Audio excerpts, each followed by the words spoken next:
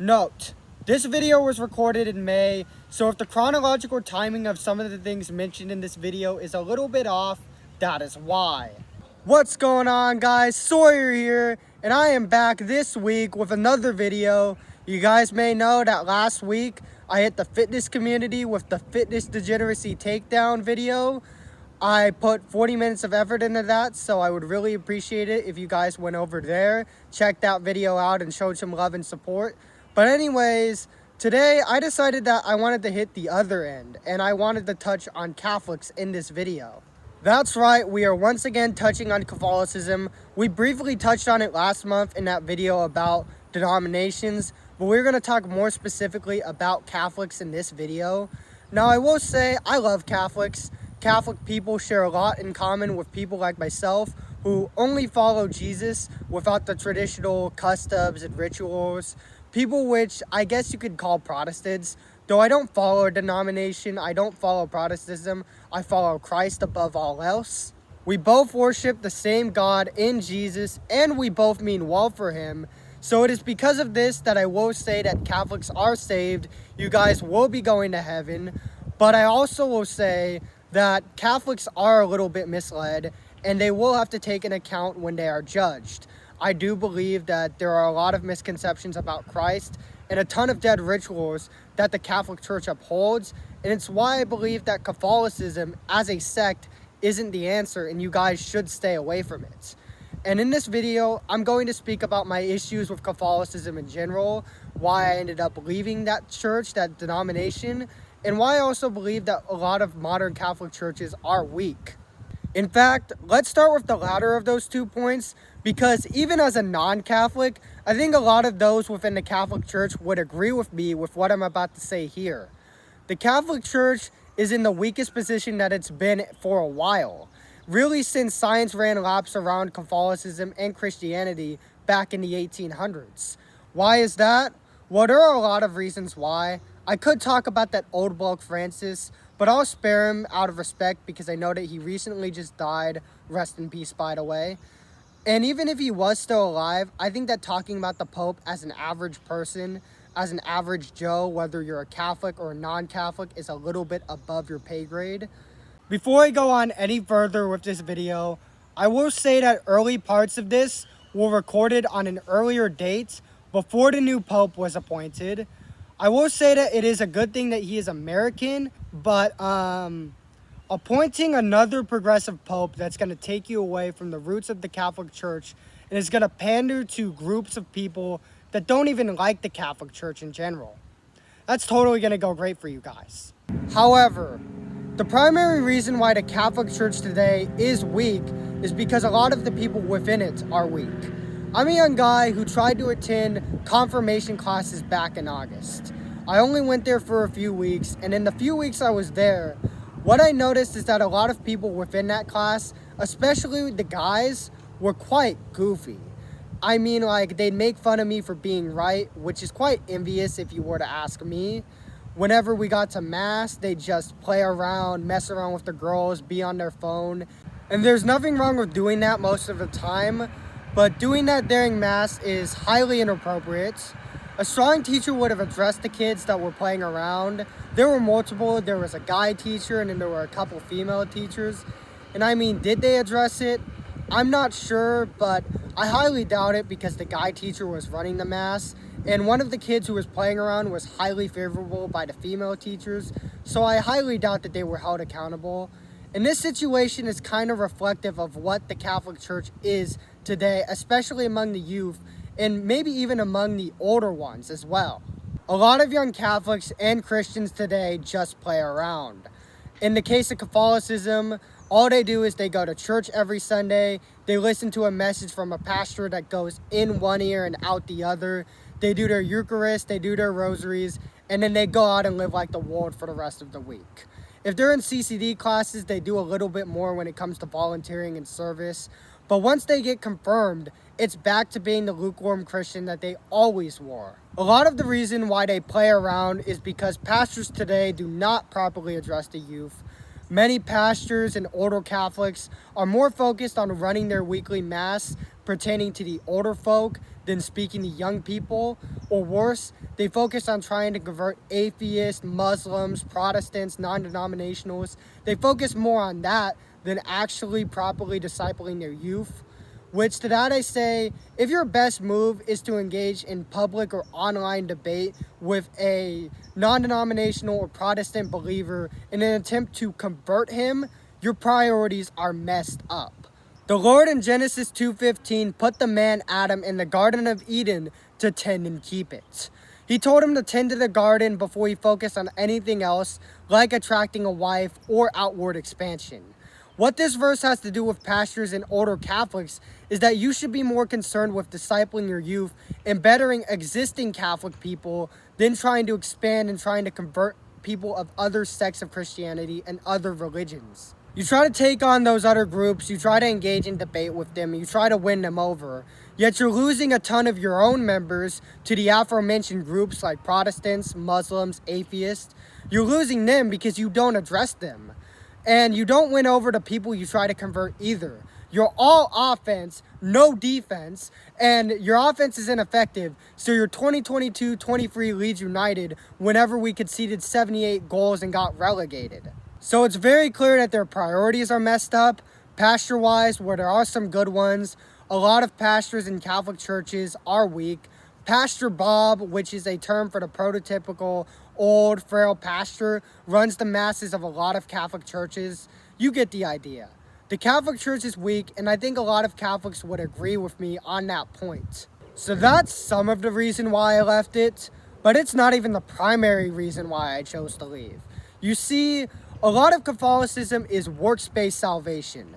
In their eyes, you must keep up with your rosaries and your confessions in order to guarantee salvation. And even if you are initially saved, you can lose salvation.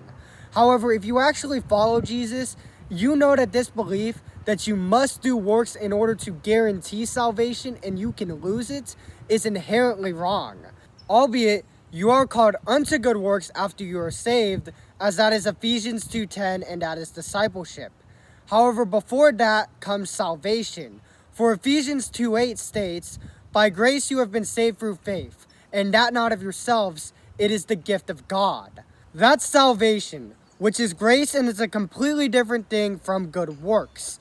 And it isn't just Paul in Ephesians 2:8-10 that disapproves of works-based quote-unquote salvation.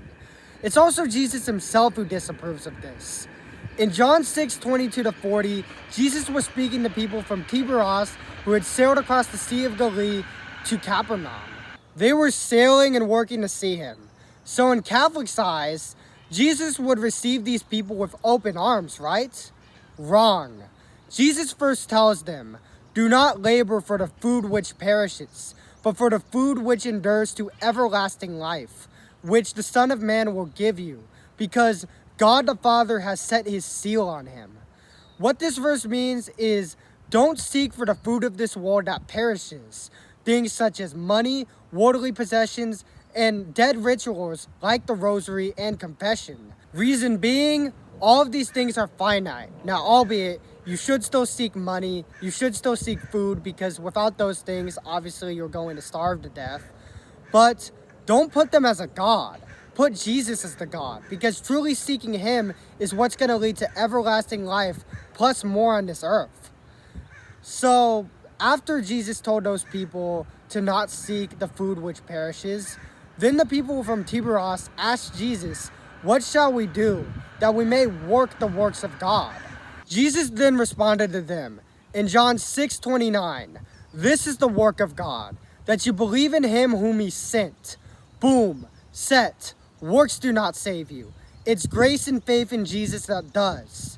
Yet, we still have many Catholics who seek to do their rosaries and go to confession to guarantee their salvation. So before I get into the rest of the passage from John 6, let's actually get into the notion from Catholicism that you have to do these rituals to be saved. Want to know something? Confession in Catholic law actually isn't required to be saved. Council of Trent, 14th session, chapter 2.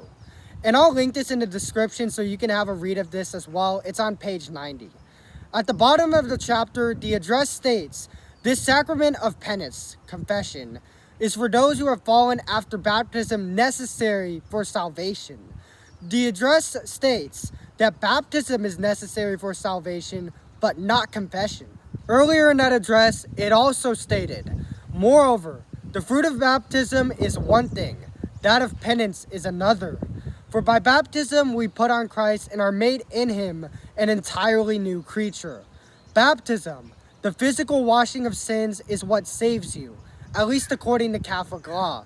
Now, I'm obviously not stating this for all Christians, but within just the bounds of Catholicism, looking at it from their perspective, you're saved through baptism. Confession in their eyes is merely a, quote, laborious kind of baptism, meaning a work that gives you absolution from your sins, yes, but as we know, guys, works do not save.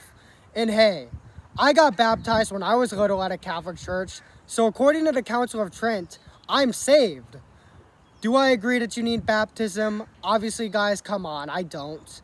But I'll get onwards with John 6. The people from Tiberias then asked, what sign will you perform then, that we may see it and believe you? What work will you do?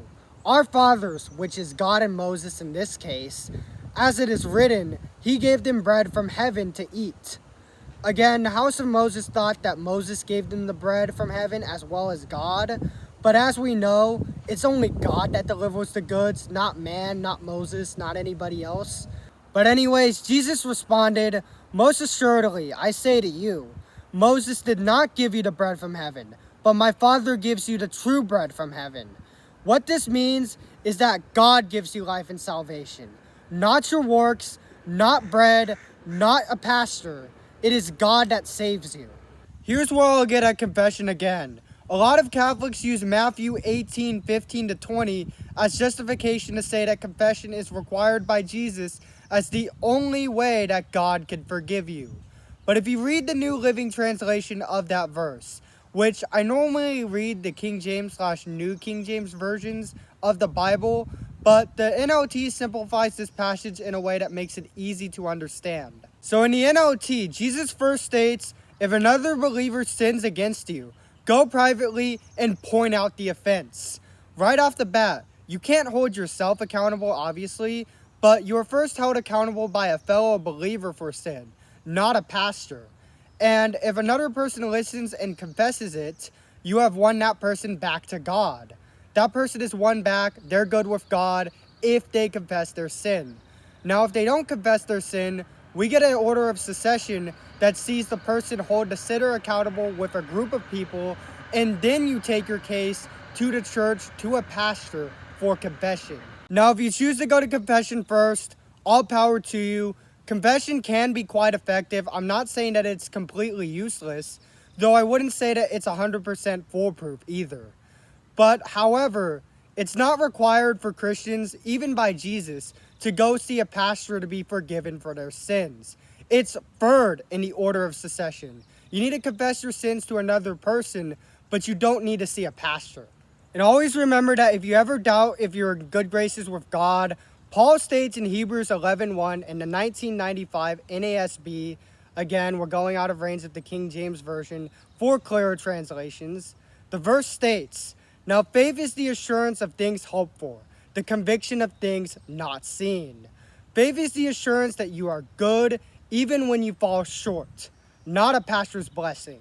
I've spent a lot of time in this video debunking the idea that confession is needed to be saved. However, I haven't spent enough time talking about the rosary. The rosary is much less considered a salvation work. Even by Catholics, as a lot of them online concede that you don't need to be doing the rosary to be saved. Now, it's highly recommended by Catholics. Do I recommend it? As I've stated, no. My most common prayers are either, thank you, Lord, at the end of a good week or at the end of a period of good fortune, or, God, what do you want me to do?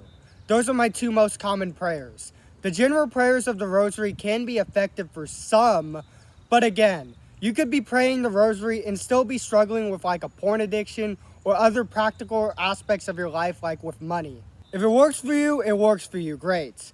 But it's not as foolproof as advertised.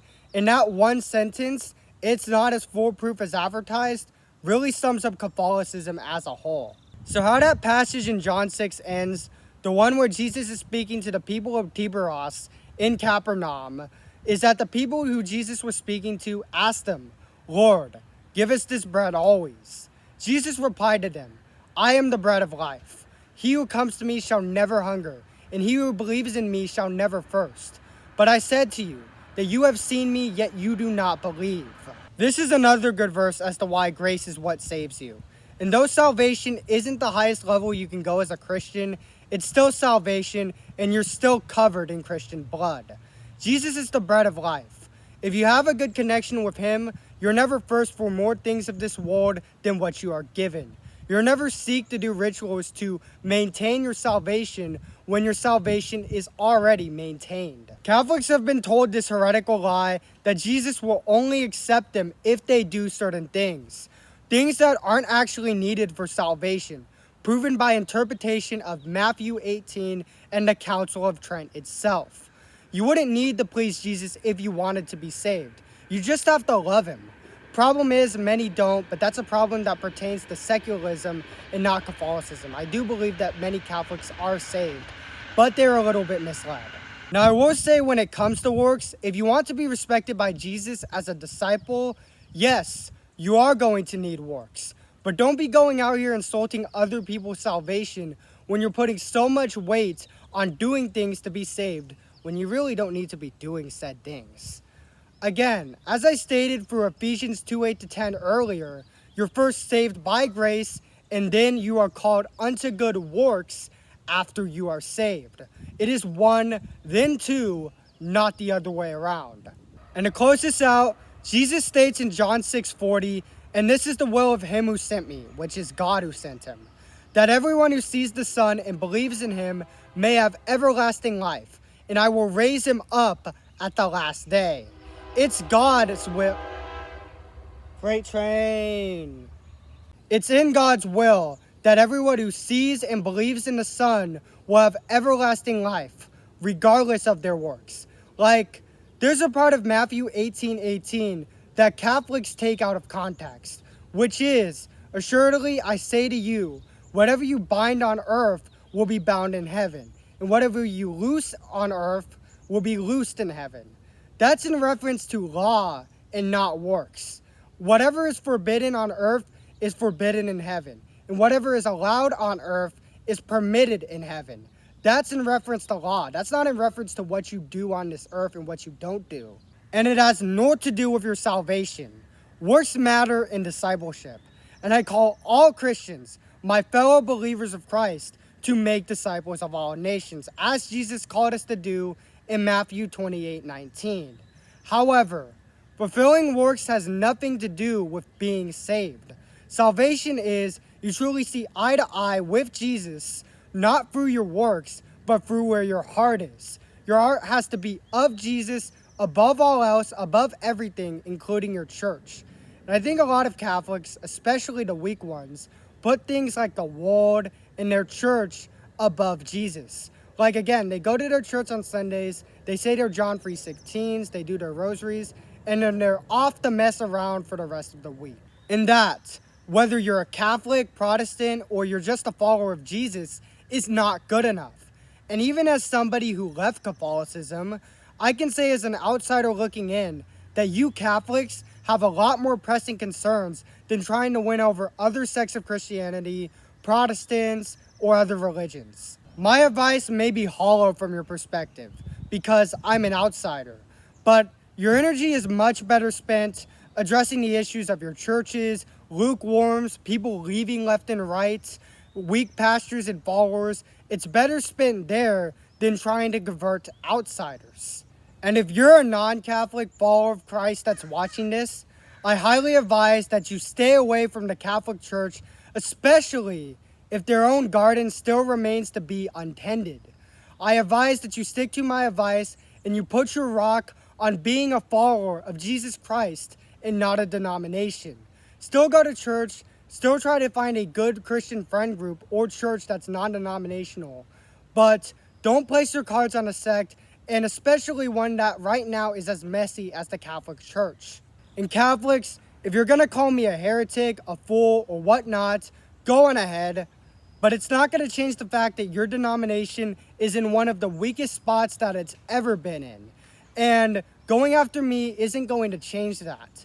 Your energy could be better spent fixing the ever-present issues within the Catholic Church, even at a local level, than going after outsiders like me. So, for your own sake, do better. But anyways, guys, that's the end of this video. Thank you for watching until the end. I will note that a lot of the information from this video didn't come from my own background knowledge. I put a lot of research into this, and I also even got some help from a couple of people on Discord who I won't name, but if you're watching this, you know who you are. Thank you from the bottom of my heart. I wouldn't have been able to make this video without your help. Like, subscribe, and follow me on my other socials for more. Stay safe, tend to your own garden, make smart decisions, and most importantly, stay faithful.